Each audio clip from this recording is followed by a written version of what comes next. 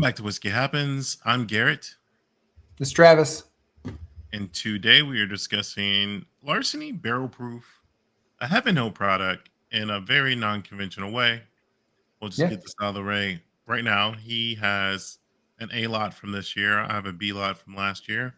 However, I think the thing to note here is that I do not like Larceny Barrel Proof. So for me, this is an exploration to see if it still holds true or not. Well, I mean, this is actually my first Larceny barrel proof. So it's taken me this long to get one, to buy one. I like Larceny, just the normal Larceny. I also have had a couple store picks of Larceny that I really liked, but I've never had this high proof. What proof is yours coming in at? 121. Okay, 124. From what I understand, and I didn't really do the work on this, but I just remember someone maybe telling me this, is that Larceny, although there's a great story on the back of the bottle, which could be marketing, however, it's more intriguing than the Elijah Craig story for sure. Of course. It's just repurpose old fits, as in an old fits that didn't work out, and they're just like, this is what we're going to do. Same Heaven Hill mash bill. Yep. 68% corn, 20% wheat, and 12% malted barley. Don't quote me on that. I think you're pretty close. It's not on the bottle, but I think you're pretty close. Yeah, I might have the percentages wrong, but that's about the average of how much corn to wheat to malted barley. Yeah. And for me, I had a bottle of C-Lot from 20. It really didn't do well, and it could be the seasons, when they finish. This one is not bad. However, it could just be this bottle. I've been into it for a bit. Yeah. So this isn't a fresh crack by any means. However, I did want to revisit it. This has been touched by more guests than it has by me. Well, like I said, this is my first bottle. I just cracked it, so fresh crack. Once again, it comes straight down for me. I don't have any more space on my bar. I just don't. I don't have any space underneath. I need to either A, drink more bourbon, or B, people need to reach out to me and say, hey, I've never tried this. Can you send me a handshake? Sure, will do. Just let me know. If there's something back there that you haven't tried, I'm almost willing to do pretty much any of them because I need to make space. But let's get into that nose. Okay. Oh. Okay. So I'm getting a cream corn situation. Nice. Which fun fact about me, I do not like. My sister and my stepfather love cream corn.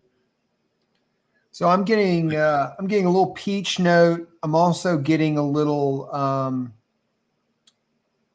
like almost clove. So like peaches, clove. It's kind of muddled right now. I think it might be because I haven't let it sit that long and open up, but sweetness from like a peach, but then like you definitely get that kind of woody, like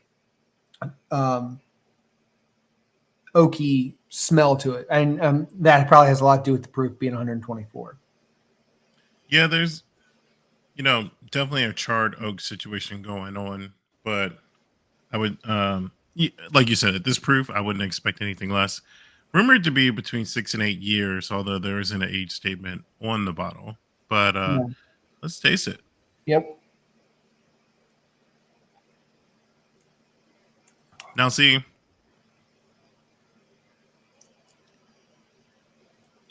you see right off the bat, I don't mind it at all. I mean, it's strong at 124 proof, but it's kind of got like a dried fruit and apricot, tangerine type, maybe peach, just dried though. It's not like fresh like that. It's a little. You definitely get that bite from the 124 proof. How about you?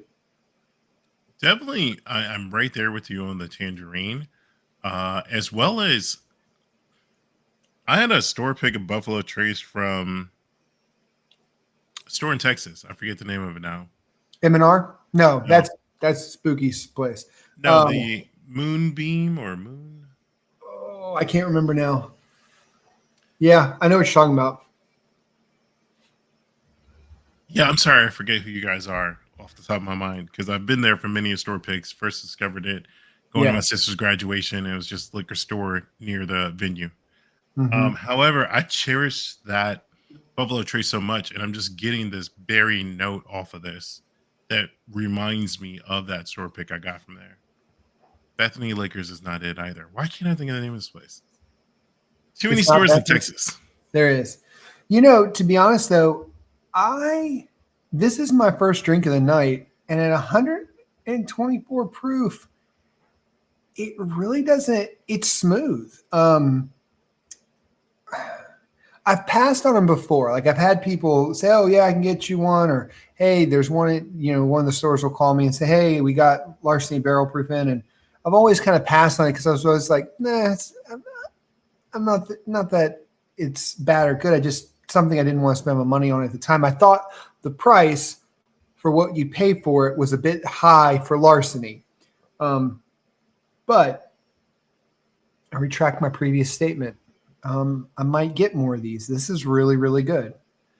I'm not opposed to the sweet wheat, but for me, compared to Elijah Craig, and that's the only thing I'm comparing it to, since they do the A, B, and C lots at Barrel Proof, that I am an Elijah Craig fan. I do like this lot, and maybe I'll Mhm. track down B22 just to see B522 if we're going to be a stickler, just so we can see, or I can see for myself, is it Yeah. a seasonal situation compared to a C lot? Although I'm just not thoroughly inclined to purchase another. What's the price? What's the price where you are? I got this one for 60 plus tax, Okay. but I've seen pretty steadily 99. Yeah, this one I got for. I think I got. Remember where I purchased that one. But I think I paid like 70 bucks for it. And I think that's the problem. It's like you can get, the regular Larceny straight bourbon whiskey for like 30 bucks.